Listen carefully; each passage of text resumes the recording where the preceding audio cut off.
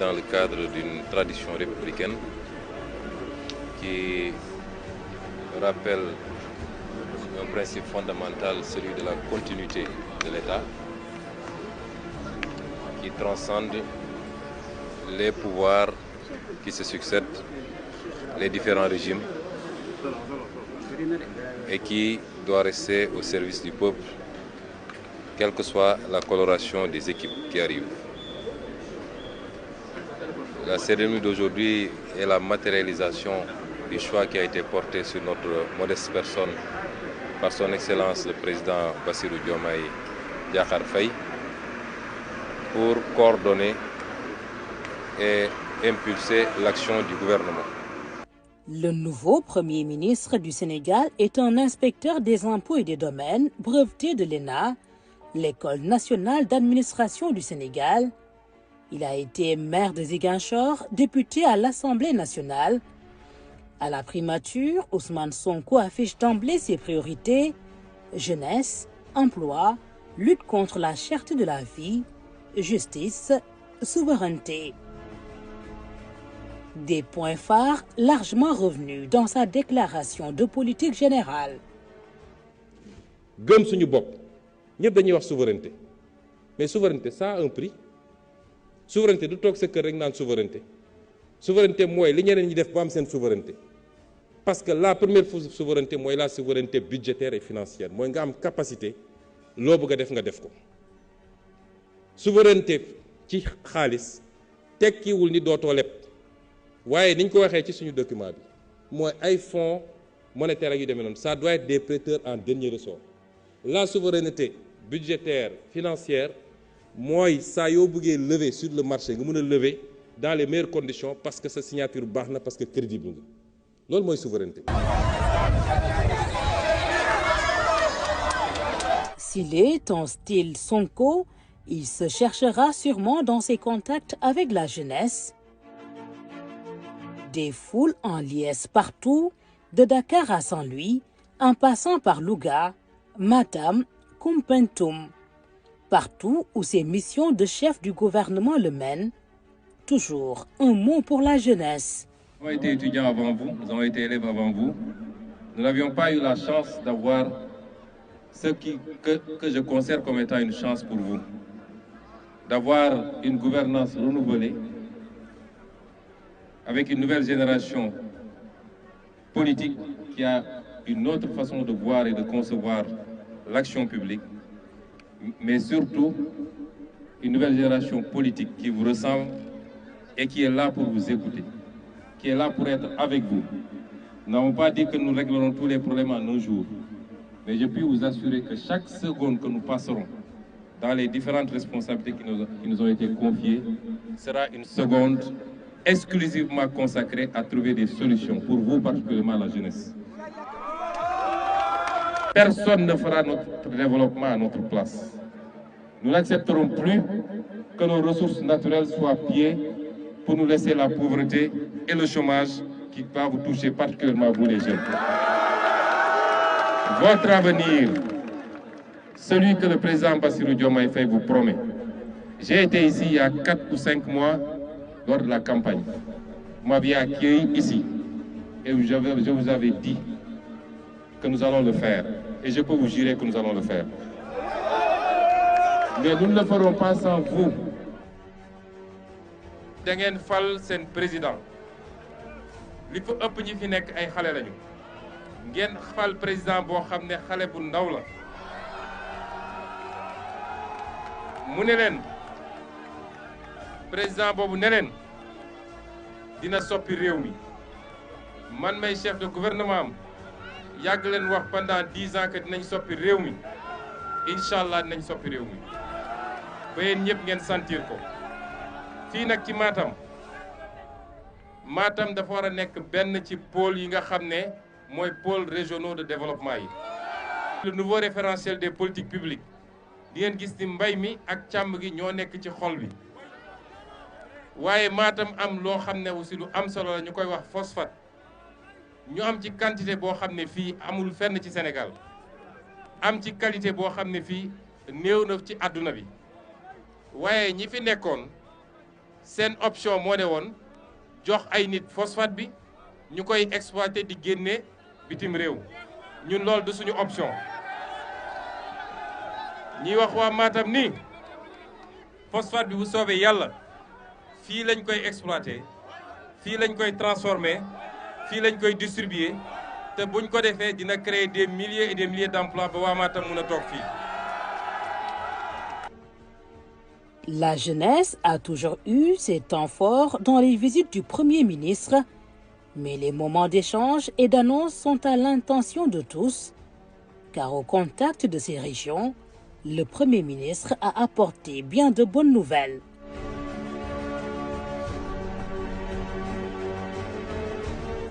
Je précise que cette cérémonie s'inscrit dans le cadre d'une série d'actes de matérialisation de la volonté du chef de l'État et de son gouvernement d'améliorer significativement l'accès sécurisé à l'eau pour tous les usages. Comme vous l'avez tous constaté, plusieurs initiatives ont été lancées, dont la plus marquante est celle des autoroutes de l'eau qui se conçoivent à travers la réalisation de grands transferts d'eau depuis des sources de grande disponibilité vers celles déficitaires et de grande consommation. Ainsi, cette initiative portera entre autres sur le grand transfert du lac de Guiers vers le triangle Dakar-Mbour-Thiès, incluant une branche vers la ville de Touba, dont le réseau sera intégralement renouvelé et modernisé. Je voudrais dire que le programme que nous lançons aujourd'hui n'est qu'un palliatif en attendant la réalisation de ce grand projet qui permettra de régler définitivement les préoccupations en matière hydraulique des populations de la zone, y compris la question de la salinité qui a été soulevée tantôt. Il y a également le transfert du lac de Guiers vers le Ferlo, les transferts interbassins avec 3 branches allant du fleuve Gambie, le barrage de Sambagalou, de la Koulountou et de Bakel vers le bassin arachidier jusqu'à Thiès. Les transferts d'eau souterraine de l'axe Malem-Odar-Sadio, entre autres. Ces échos du terrain, aussi fervents soient-ils, sont loin de faire ombre aux hautes résolutions issues des réunions et conseils interministériels au building administratif, siège de la primature. Tous les grands chantiers y passent, emploi, agriculture, énergie, santé, pêche, infrastructure. Des revues complètes des dossiers de l'heure en présence des acteurs concernés.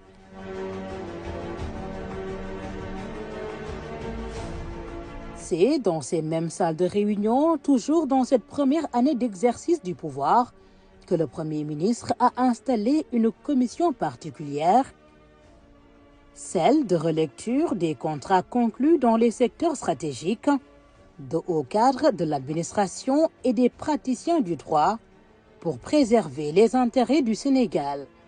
Cette commission découle de la volonté de son Excellence, Monsieur le Président de la République, de respecter un engagement qui a été le nôtre pendant très longtemps en tant que parti politique d'opposition, où nous avions eu à regretter et dénoncer vigoureusement la manière dont les accords et les conventions étaient conclus au détriment, pour la plupart du temps, des intérêts stratégiques du Sénégal et de son peuple. Et nous avions pris l'engagement ferme de revenir sur ces différents accords, de les réexaminer et de travailler à les rééquilibrer, évidemment dans le sens de l'intérêt national. Et comme vous le savez, nous tenons à respecter les engagements que nous prenons vis-à-vis du peuple. C'est extrêmement important. Contrairement à ce que certains ont pu avancer, la logique n'a jamais été de venir raser tout, remettre tout à plat, nationaliser, comme certains le pensent même. Ce n'est pas ça la logique. La logique, c'est de travailler de manière scientifique, de manière rigoureuse, méthodique, sur tous les aspects relativement à ces conventions. Dans la même veine, les murs de la primature ont été témoins d'une autre démarche de souveraineté, l'installation du comité de commémoration de Thiaroye 44 pour un exercice de justice et de mémoire. Il appartiendra donc d'aller plus loin dans la manifestation de la vérité pour que justice soit rendue et que les leçons de cette tragédie soient pleinement intégrées dans notre conscience collective. Nous mettrons en place 2 commissions. La première, chargée du rétablissement des faits, aura pour mission de rassembler les preuves, les témoignages, les documents pour comprendre pleinement les événements tragiques de Thiaroye 44. La seconde, dédiée à la question mémorielle, à la commémoration et aux réparations, devra proposer des actions qui honoreront la mémoire des victimes et sensibiliseront les générations futures. Sous le signe du rétablissement historique des faits, le Sénégal réussit le 1er décembre 2024 toute une journée de commémoration d'un 80e anniversaire inoubliable. À la fois très satisfait, très content, mais également le cœur lourd comme durant toute cette journée. Mais avec l'espoir qu'à partir de ce jour, une graine est semée, qu'elle va grandir, qu'elle sera étroitement surveillée par justement tous les segments de cette société, que les artistes continueront à jouer leur partition, que l'État également le fera, mais que chacun des citoyens le fera, parce que des journées comme ça sont très importantes pour le passé d'une société, pour son présent, mais surtout pour son futur, pour mieux se projeter sur le futur et pour éviter que les mêmes causes ultérieurement puissent produire les mêmes effets. Donc c'est important que cette journée ait tenu sa promesse et qu'elle soit sanctionnée par cette pièce extrêmement brillante qui nous a été présentée aujourd'hui sur le massacre de Thiaroye 44. Ousmane Sonko à la primature, une première année également marquée par un renforcement des coopérations bilatérales, balai d'investisseurs, d'ambassadeurs et de décideurs, en soutien au nouvel agenda national de transformation du Sénégal, une vision Sénégal 2050 qui attire aussi de jeunes talents.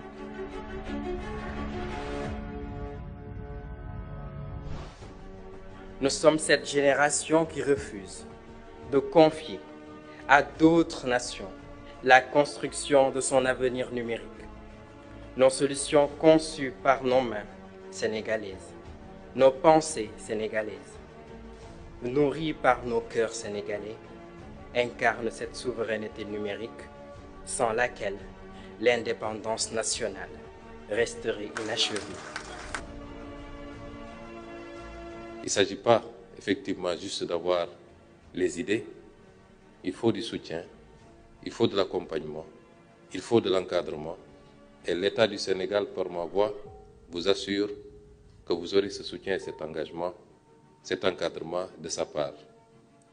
Il y a quelques semaines, nous avons adopté en Conseil des ministres la loi portant organisation des start-up, promouvant l'innovation.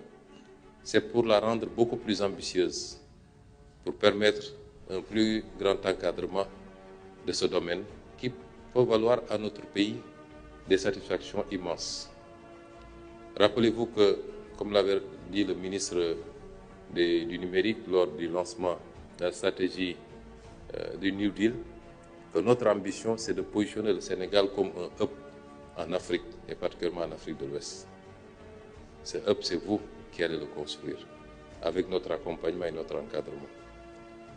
Et au-delà du gouvernement, je vais instruire tous les démembrements de l'État, les directions générales et les agences particulièrement, à trouver les moyens d'accompagner les jeunes dans leurs efforts, les activités d'innovation, de recherche et de développement.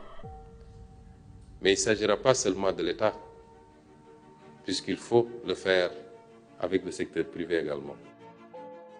À la primature, la presse a également eu un premier face-à-face avec le Premier ministre le 26 septembre 2024, un point sur la situation des finances publiques de 2019 à à 2024. Vous ne pouvez pas faire des projections sur les 25 prochaines années si vous n'avez pas fait l'état des lieux et la situation dans laquelle vous trouvez le pays. Et même si nous avions quelques éléments de preuve que la situation du pays n'était pas au beau fixe, nous étions loin de nous imaginer que les choses étaient si catastrophiques. Plus de 2500 milliards ont été dépensés ces 4 dernières années sous le sceau du secret défense pour échapper aux règles des marchés publics. Plus de 25 000 milliards de CFA ont été mobilisés, offrant un champ illimité à toutes les dérives.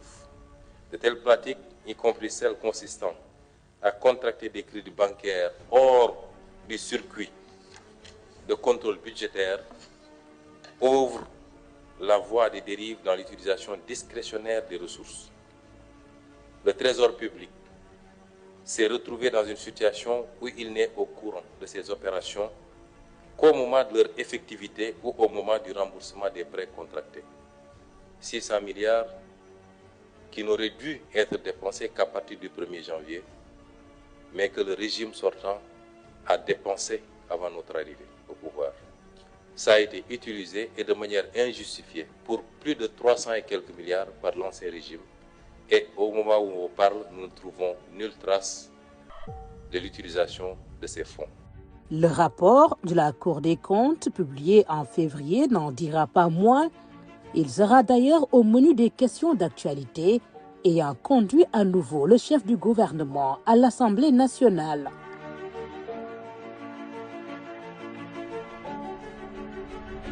Audit au Cour des comptes bi benn audit la woon bu am solo mais moom dafa porter seulement sur les finances publiques waaye am na yeneen yu bëri yoo xam ne ñu ngi ciy liggéey bi ñu toogee ba léegi dañoo lancé ay audit yu ci bëri mën naa ne am na yu ñu ci finalisé ma mën cee lim yi nga xam ne Cour des comptes moo ko def muy yi nga xam ne dafa jëm ci les dépenses financées sur ressources extérieures au profit du CETUD dans le cadre du projet BRT ak l'audit sur le contrôle de la gestion de l'Agence nationale d'insertion et de développement agricole ANIDA, l'audit sur le contrôle de la gestion de l'ANPEJ. boo xoolee rapport yooyu yëpp dafa génnee ay irrégularités yu bëri mën naa ci lim l'observation des règles de fonctionnement des organes délibérants, la violation des principes budgétaires, le non-respect des règles de la comptabilité publique, la violation des règles relatives à la commande publique, le non-respect des procédures de recrutement des personnels, la violation des grilles salariales. C'est toujours dans ce contexte économique particulier qu'une grande rencontre tripartite a été tenue au Grand Théâtre, un dialogue franc et patriotique entre les syndicats, le patronat et le gouvernement. Nous sommes ouverts au dialogue et nous allons dialoguer dans la transparence. Tout ce qui est faisable, nous le ferons. Nous éviterons autant que possible la confrontation. Et nous devons tous éviter de nous pousser mutuellement vers la radicalisation. Travailleur bu nekk am na droit vivre dans la décence, am na droit vivre dans les meilleures conditions. Lu bëri li yàqu fii ci ay décennies lañ ko yàq bu ñu ko bëggee réparer nag nañ jël le temps defar les fondamentaux taxal ay fondations yu dëgër la ca des dina gaaw dina yomb ñu ngi leen di gërëm di leen sant asalaamaaleykum.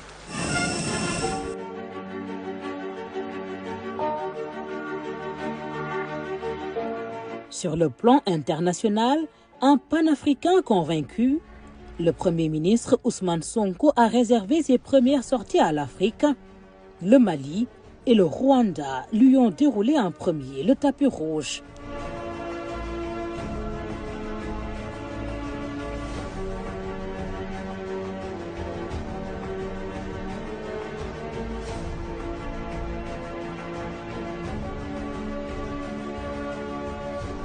Quand je viens ici, je suis chez moi et je viens parler à des frères. Nous avons été en tant qu'opposants les premiers à dénoncer et on continue à le dénoncer fermement. L'embargo qui a été fait sur le Mali par des pays frères et malheureusement parmi lesquels notre propre pays. Je l'avais au nom de mon parti dénoncé, je continue à le dénoncer et comme je l'ai dit, sous notre régime, ces genres de pratiques ne pourront jamais prospérer et personne ne passera par le Sénégal pour soit déstabiliser le Mali ou aucun autre pays frère ou alors lui imposer des sanctions de cette nature. Cela n'a pas changé, ça ne changera pas. Quand il a été question d'une intervention au Niger, ma position a été très claire. De ma cellule de prison, j'avais fait une publication pour dénoncer cela. Cela n'a pas changé aujourd'hui. Nous sommes tous des pays souverains. Nous nous respectons, nous devons nous respecter dans nos choix souverains. Et nous respectons le Mali dans ses choix.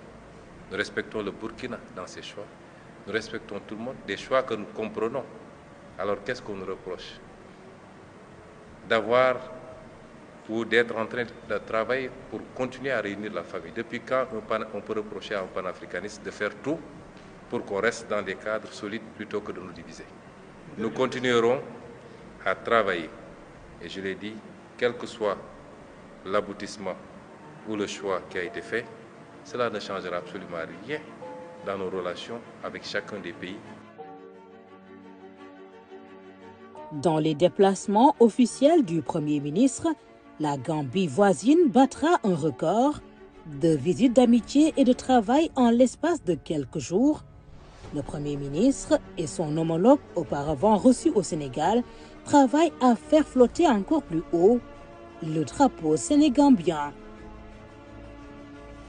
Nous sommes là depuis 2 jours et nous étions aujourd'hui venus rendre visite à son Excellence le Président Adama Barrow pour lui transmettre les salutations et un message de son frère, son ami et son homologue le Président Bassirou Diomaye Diakhar Faye, mais également pour lui rendre compte de l'avancement des travaux. Je remercie donc fortement le Président Barrow pour son accueil chaleureux, fraternel. Je le remercie également pour son ouverture et son sens du dépassement pour nous permettre à chaque fois de gravir des paliers supplémentaires. La Gambie au centre, le Mali à l'est, la Mauritanie au nord, le tour des voisins prend à Nouakchott une dimension particulière. 48 heures de visite, des séries de rencontres et de résolutions entre deux pays qui partagent plus qu'une frontière et des ressources. Avec le président Ghazouani, nous avons effectivement discuté de toutes les problématiques qui ont été au centre des discussions entre les deux délégations.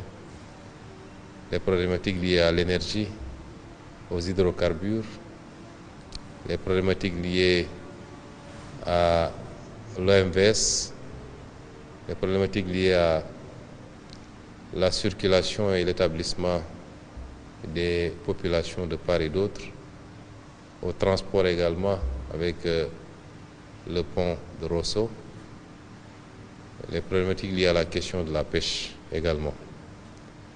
Donc la discussion a été très profonde, mais ce qui me réjouit, c'est de constater une parfaite convergence de vues avec la partie mauritanienne, confortée par son Excellence le Président Ghazouani, ce qui doit nous fonder tous à espérer et même à croire à des lendemains beaucoup plus prospères, beaucoup plus amicaux entre nos deux peuples, entre nos deux pays, entre nos deux États. Dans tous ces déplacements à l'étranger, une rencontre avec la diaspora sénégalaise est toujours au rendez-vous. benn doomu Sénégal boo xam ne ñoo ngi koy teg lu dul loolu wala ñu ngi ko koy jaay doole wala ñu ngi koy métital feneen fu dul Sénégal ñu ne gouvernement Sénégal seetaan na ko loolu du am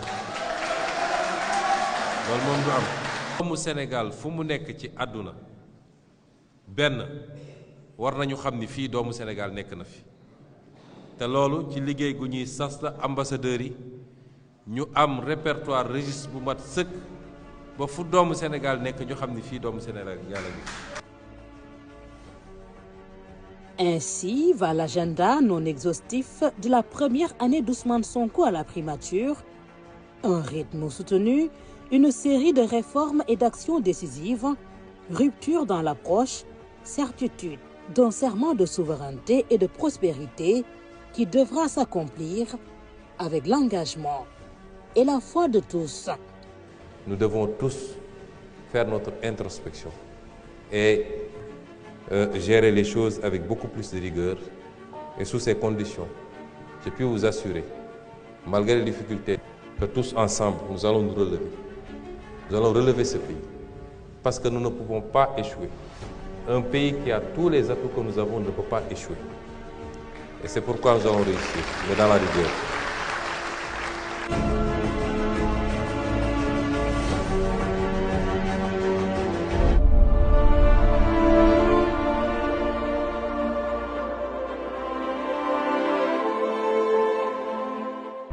Le 65e anniversaire de l'accession du Sénégal à la souveraineté internationale sera célébré le vendredi 4 avril 2025 sur toute l'étendue du territoire national. À Dakar, la cérémonie sera présidée par son Excellence M. Bassirou Diomaye Diakhar Faye, président de la République, chef suprême des armées, à la place de la nation à partir de 8 heures. La fête sera marquée, entre autres, par la traditionnelle retraite au flambeau le 3 avril au soir. Et dans la matinée du 4 avril, par une prise d'armes avec remise de décorations devant le front des troupes, un défilé civil et un défilé aérien motorisé.